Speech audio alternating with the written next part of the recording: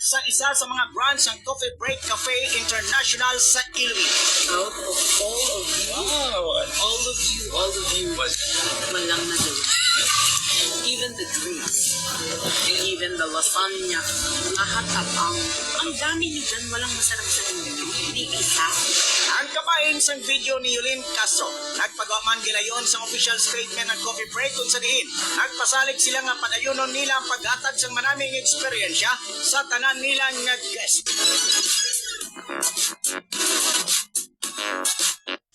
Sa showbiz, nagtaliwan ang OPM icon nga si Freddy Aguilar sa edad nga 70 sa midterm elections. Ginbato naman ni Tupas ang iyang kalutusan.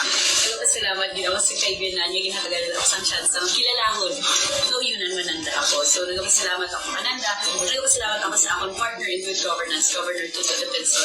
Ang kabahin sa payag ni Vice Governor-elect Lian Dibuki. Mayo 17 sa Balita Lokal. Nagpanguna ang probinsya sang Iloilo sa may pinakamadamo nga paglapas sa ginpatuman nga ganban sa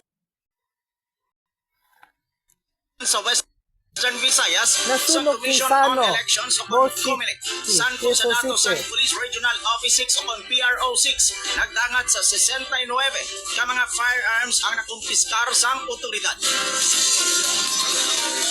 Sa balita nasyonal, opisyal na naging proklamar sa Commission on Elections ang 12 ka mga nagdaog na senador matapos ang 2025 midterm elections sa 10th city sa Manila Hotel. Sa mga nagdaog, si Senator-elect Francis Kiko Pangilinan lamang ang wala makatambong bangod nga nagpadulong ini sa Estados Unidos para sa graduation sang anak nga si Frankie.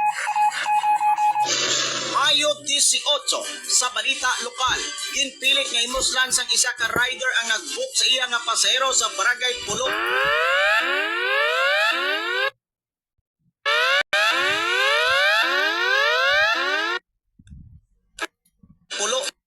Maestra Veta Uton Iloilo.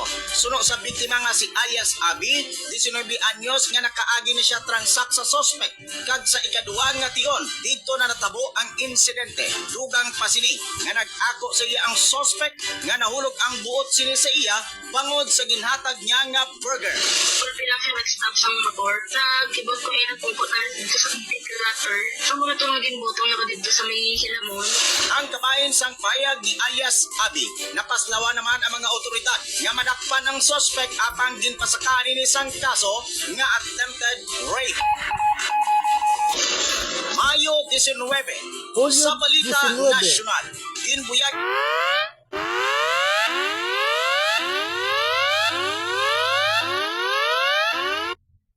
ni President Ferdinand Bongbong Marcos Jr. nga bukas siya nga magpuliay sila sa mga Duterte apisar wala nagasanto ang ilang mga gusto sa pagpatuman sa mga pulisan. Ayaw ko ng gulo. Gusto ko makasundo sa lahat ng tao. Parami na akong kaaway. Hindi ko kailangan ng kaaway. Kailangan kong kaibigan. Ang kabayan sa payag ni President Ferdinand Marcos Jr. Mayo 21 sa Balita Lokal, nag-file ang Crimes and Corruption Watch International Incorporated sa isa ka draft complaint bago kanay Department of Public Works and Highways Region 6 Dr. Sanipoy Oropel, District Engineers ang Department of Public Works and Highways 6, mga membros ang Bids and Awards Committee, kag si Helen Edith Litan na presidente sang IBC International Builders Corporation bangod sang ginaaligar nga irregularidad sa awarding sang multi-billion peso nga infrastructure projects sang gobyerno. Ginakusaran ang DPWH 6 officials sang paghatag sang pabor sa IBC sa disbursement sang infrastructure projects sang tuig 2024 sa 9.25 billion nga balor sang awarded contract sang nasambit nga tuig. Masobra 2.4 billion ang ginapahayag nga nagkadto sa IBC. Mayo 24 sa Balita Hulyo 24. Pasalamatan sang RMN Iloilo. Pasalamatan sa final sa IBA. Sa ila oras kag pagserbisyo sa natapos nga 2025 midterm elections. Indala sang istasyon ang kadalagan sa Bucari Finest Forest, Leon, Iloilo sa isa. How special is it to be a big part of a championship team? It's very special, you know. This is what we've been working for the whole season. This is our dream, you know. It was our goal, and we did it. Congratulations to you. Sa isa ka victory party sang istasyon para sa madinalagon nga bantay balota coverage sini. Sa balita international, lunsay patay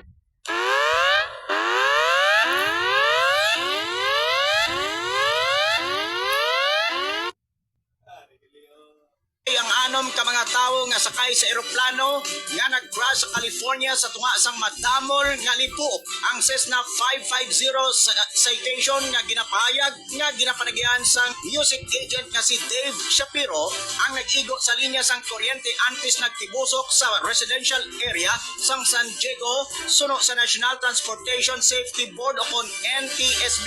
Ang music veteran nga si Shapiro ang co-founder sang South Talent Group nga nagtiglawas sa mga artist Lakip Sanday, Sam 41 kag Vanessa Carlton. Sa hinampang, opisyal nga nagbukas ang Palarong Pambansa 2025 sa Ferdinand E. Marcos Memorial Stadium sa Lawag City, Ilocos Norte. Personal nga nagtambong si President Ferdinand Bongbong Marcos Jr. Malapit 1,000 naman ka mga delegado gikan sa Western Visayas ang nagpasakop sa di nakuha sa mga ini ang overall second runner-up award.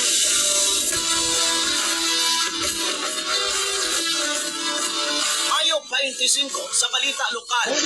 Ginpangunahan sang isa ka Ilonggo seaman nga si Captain Roybel Sualibios Tabubo sang Santa Barbara, Iloilo ang pagsalbar sa mga pasahero sang naglugtang nga MSC Elsa 3 sa baybayon sakop sang Kochi, India. Naibaluan nga pila sa mga sakay sini ang gikan man sa Pilipinas. Mayo 25. Ginpakamalaot sa mga Ilonggo netizen ang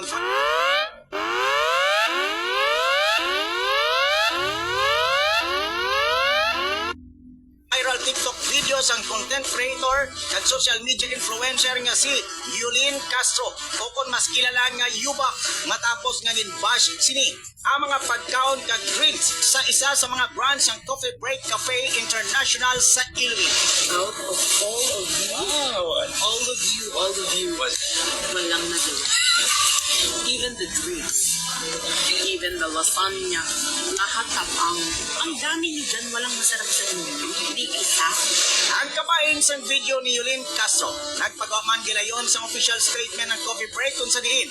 Nagpasalig sila nga padayunon nila ang paghatag sa manaming eksperyensya sa tanan nilang nga guest.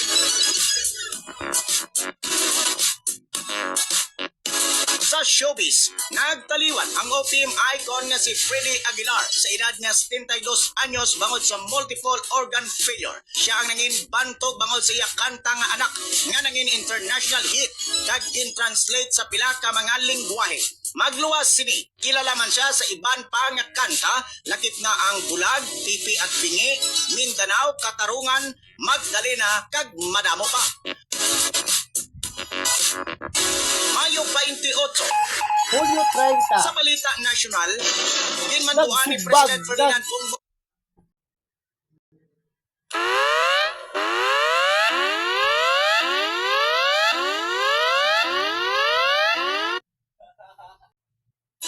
Marcos Jr. Ang sunto 68 ka mga opisyal sa mga government-owned and controlled corporation o kung GOCC nga Marcos. ang ilang nga courtesy Alas resignation. 12 sa Nakadepende Otton. naman kay Marcos kung ipabilin Si Bongbong sila Marcos. o kung kakason sa pwesto ang mga opisyal.